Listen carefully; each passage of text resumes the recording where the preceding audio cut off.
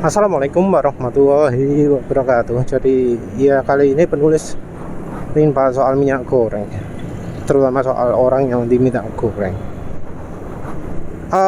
Entah mengapa ya, yang anti minyak goreng itu selalu ono kelemahannya.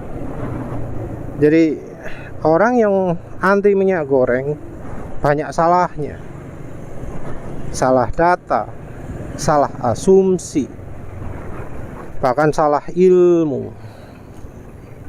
Entah kenapa ya, penulis juga nggak paham kenapa kok salah sampai bertumpuk-tumpuk gitu.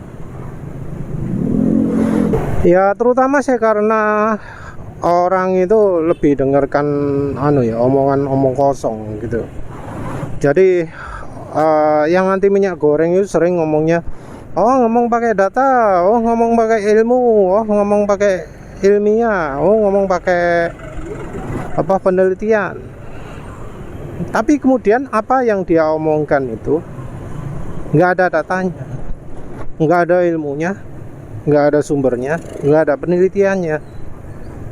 Jadi kalau argumentasi ya, kita diharuskan punya data, punya macam-macam gitu ya. Sementara itu kalau dia sendiri ngomong bisa seenaknya, nggak ada datanya, nggak ada apanya, wis bisa seenaknya.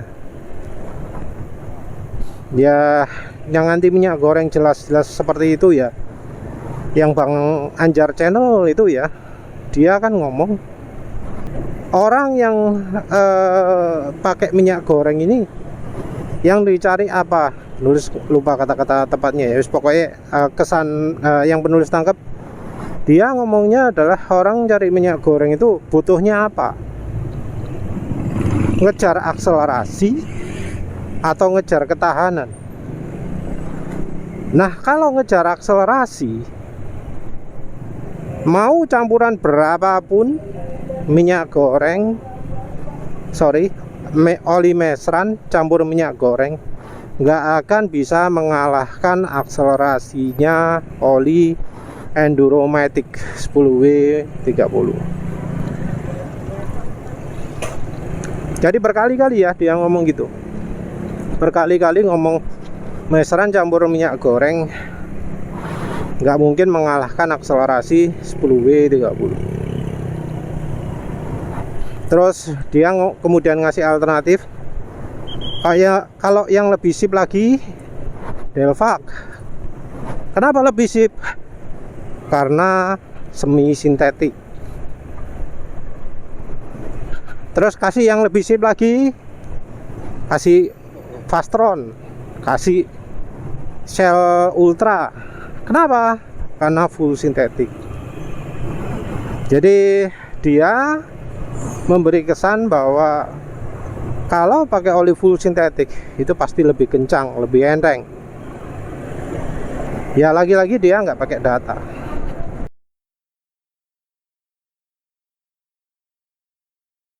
Nggak pakai data, terus ngomong orang pakai minyak goreng itu adalah orang yang nggak pakai data. Tapi justru dia yang nggak pakai data. Dia nggak pakai data tapi ngomong seakan-akan dia pakai data. Dan ketika dia dimintai data, kabur. Yang enggak, yang saya maksud akselerasi bukan balapan. Padahal dia ngomong ngejar akselerasi. Itu balapan itu. Kalau penulis nangkepnya yang ngomongan dia di video itu kan. Yang penggemar minyak goreng butuhnya apa? Ngejar apa? Ngejar akselerasi atau ketahanan mesin. Nah kalau akselerasi nggak bisa ngalahkan oli Enduromatic Enduromatic apa ya, sembuh lah. Ya sebenarnya penulis bisa ya mendemokan itu. Cuma ya motornya penulis sekarang lagi problem dah. Pas moro-moro sembuh apa enggak kan yo gak iso ketebak ya. Penulis bisa sebenarnya mendemokan itu, menunjukkan apa bener kalau pakai Enduromatic motornya jadi lebih kencang, apa bener Sorry, kalau Enduromatic penulis nggak pakai yang 10W30 ya. Ada nggak Enduromatic yang bukan 10W30? Karena kalau 10W30 terlalu encer, mungkin nggak tahan dipakai 5 km ya, digeber sekali wis kasar. Tapi kalau hanya untuk pembuktian ya iso ya, hanya untuk menunjukkan betapa salahnya Bang Anjar channel itu, ya bisa aja sih kalau mau. Tapi yo rasanya ya percuma, orang kayak begitu biasanya walau kita sudah tunjukkan, buktikan, oh 0-100 nggak sip, ono ae pasti alasannya, oh motornya gak sehat, oh motornya ono ae lah alasannya. Tapi yang jelas ya, yang jelas dari Bang Anjar channel sendiri, ketika ditanyai data 0-100 dia bilang nggak ada. Padahal kita dituntut punya data, dituntut harus punya informasi. Dan ya informasi itu kalau kita berikan, ono caranya untuk mendiskreditkan, untuk membuat informasi kita itu seakan-akan nggak valid.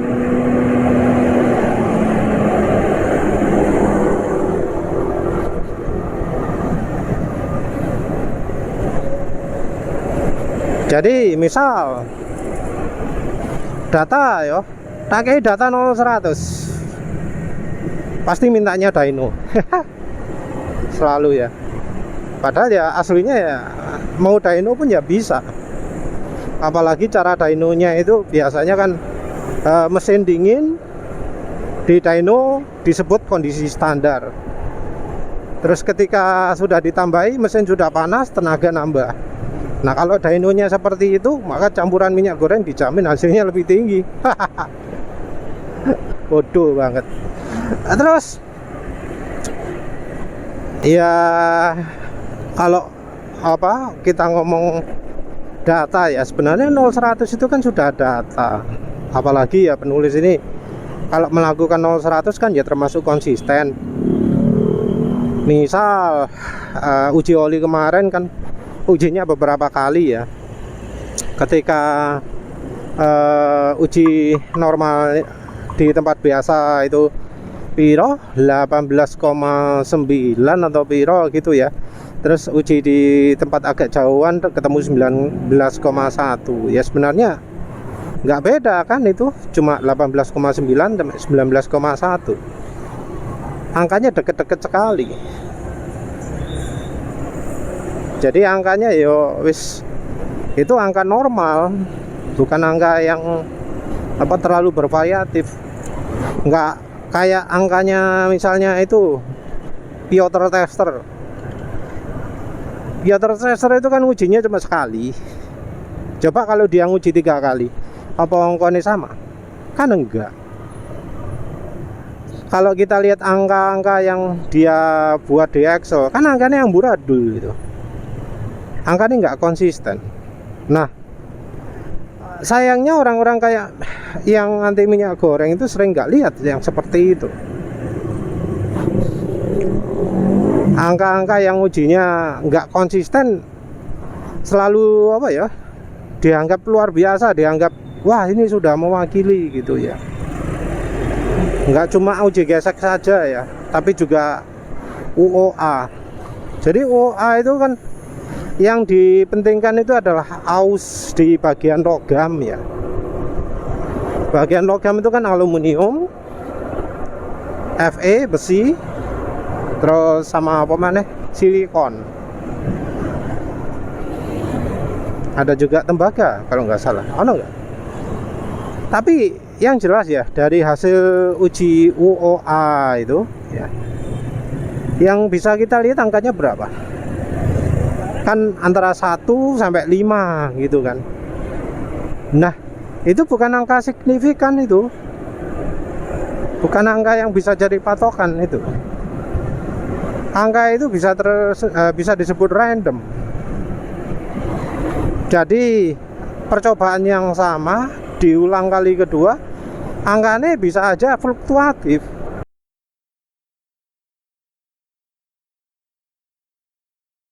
Coba kali ketiga juga beda lagi, keempat beda lagi. Nah sementara kan orang kita dananya minim. Untuk uji dananya paling cuma 500.000, bisa untuk uji coba 2 kali. Wes ikut tok. Padahal untuk bisa tahu konsistensi data kan minim 3 kali toh. Dan melakukan 3 kali uji itu gak kuat orang Indonesia. Apalagi kalau melakukan ujinya lengkap, ono kekentalan juga, ono HTHS juga, ono pemenang penguapan, fuel dilution. Gak cukup duit, 1 juta gak cukup untuk uji seperti itu.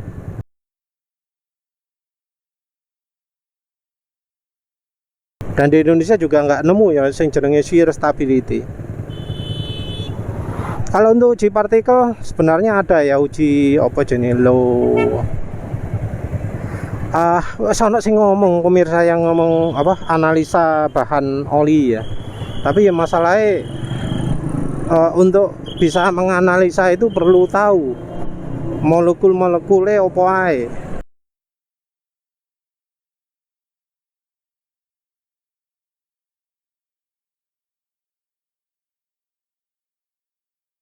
Nah, yang menganalisa itu tahu nggak molekul yang ada di oli apa saja.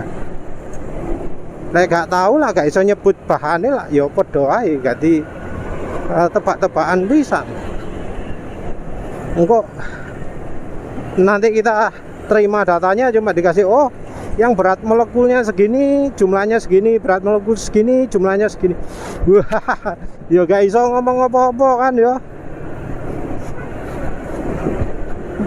Kan ya harus orang yang betul-betul tahu rumus kimianya sebuah molekul ya, molekul yang dipakai di oli mesin. Jadi molekulnya semacam-macam ya apa cara ngomong. Balik lagi ke topik, ngomong data pun ya, sebenarnya di internet juga banyak, penelitian juga banyak. Nah sering ya orang itu ngomong penelitian terus dia pura-pura nggak tahu, pura-pura apa, nggak lihat tulisan kita yang posting soal itu ya, terus ngomong lain lagi. Pokoknya muter-muter ya caranya cek dia menang. Kalaupun dia argumentasi, kadang juga pakai sumber. Ini coba baca di sini, ini artinya gini. Tapi seringkali ya, ketika mereka menyodorkan sumber referensi, yang dijelaskan di referensi dengan yang dia omongkan itu enggak klop. Jadi apa yang dia omongkan itu A, sementara referensinya bahas B.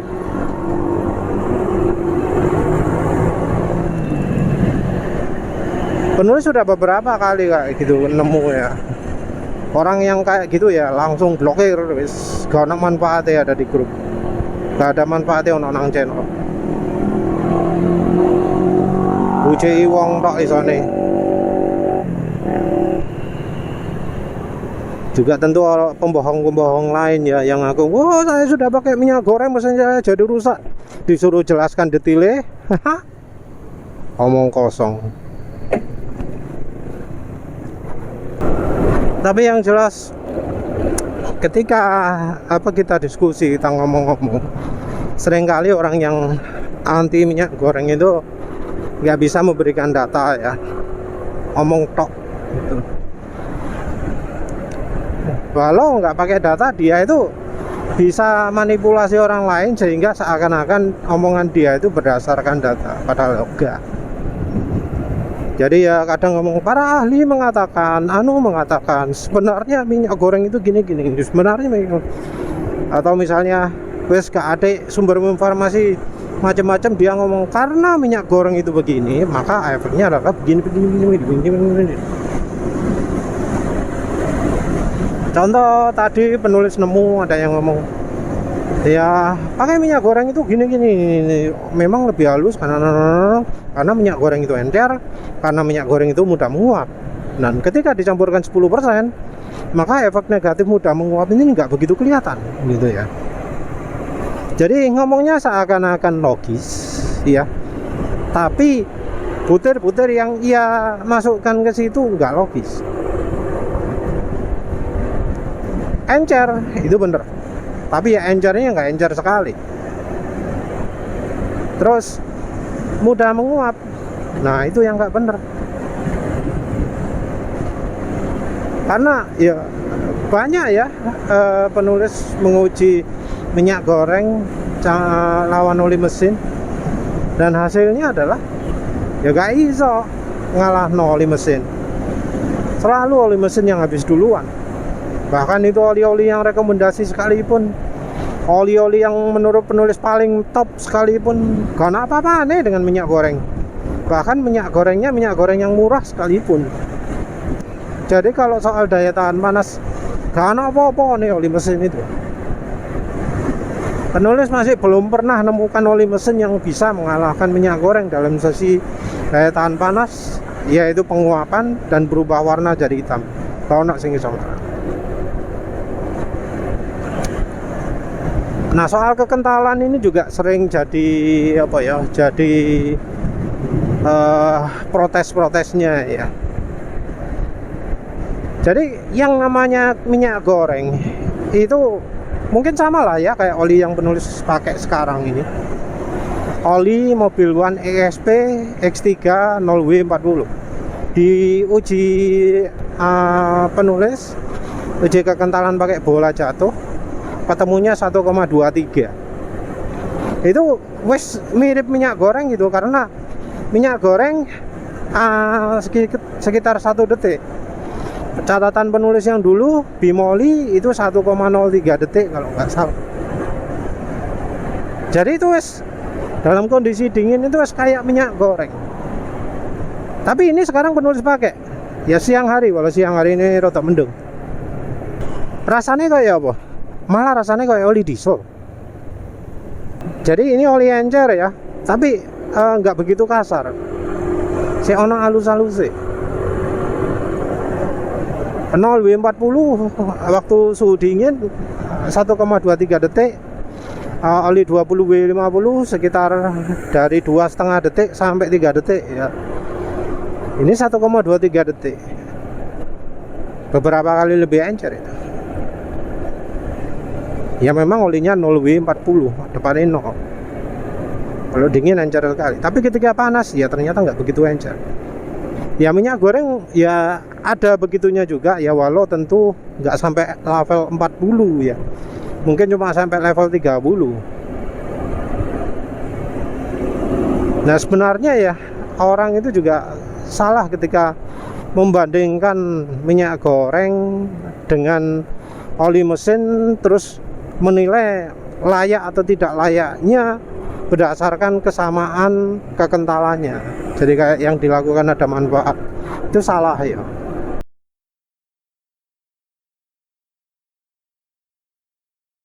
Ada manfaat ngomong nggak layak karena olinya tidak sesuai grade.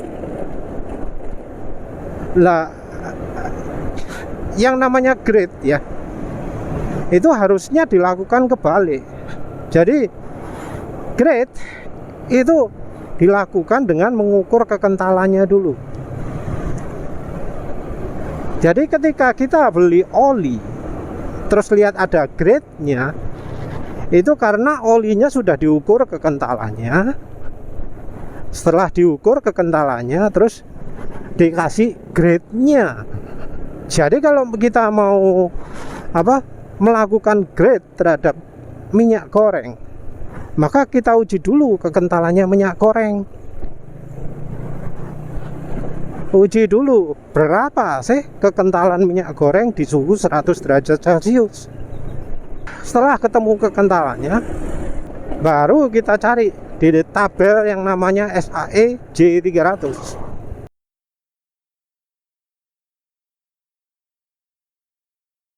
Tabel SAE J300 itu akan menunjukkan kekentalan sekian sampai sekian itu grade berapa, kekentalan sekian sampai sekian itu grade berapa.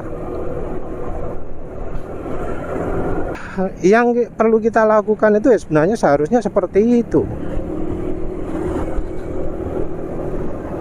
Jadi misalnya kita dapat oli 20W50 ya,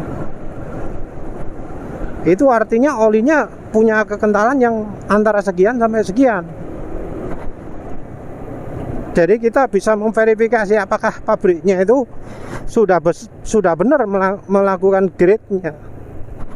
Kalau grade-nya nggak benar, maka ya angka kekentalannya bisa terlalu kental atau terlalu encer. Tapi ya, walau grade-nya nggak benar, kita nggak bisa bilang itu kualitasnya buruk, kualitasnya bagus, karena itu cuma untuk menentukan kekentalan saja.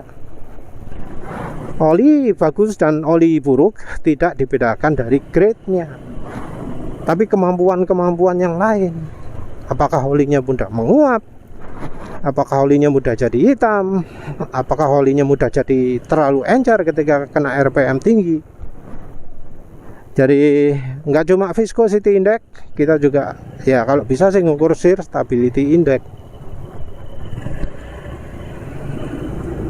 Tapi ya jelas lah ya, orang yang selama ini ya protes minyak goreng, anti minyak goreng, ya terbukti ya tidak bisa menunjukkan data.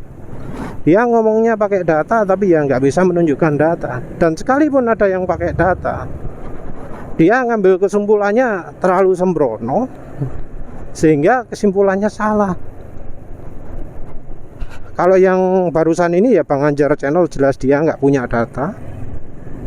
Terus kalau yang ada manfaat ya salah ya, ketika menyimpulkan oli yang lebih encer dari 20W50 itu tidak layak pakai, karena banyak oli yang lebih encer daripada 20W50 ya, tapi masih dipakai, bahkan direkomendasikan. Salah ketika ngomong minyak goreng itu waktu dingin pasti jadi beku, karena beda minyak goreng, titik bekunya bakal beda. Karena kalau minyak jagung, minyak canola, minyak rice bran, minyak kedelai, minyak kacang, minyak bunga matahari, sembarang minyak ya yang selain minyak sawit dan minyak kelapa, titik bekunya malah lebih rendah lagi. Ditaruh freezer nggak beku. Tapi ya sayangnya karena nggak tahu jadi sembarangan. Ya wes lah, itu saja. Terima kasih sudah menonton. Assalamualaikum warahmatullahi wabarakatuh.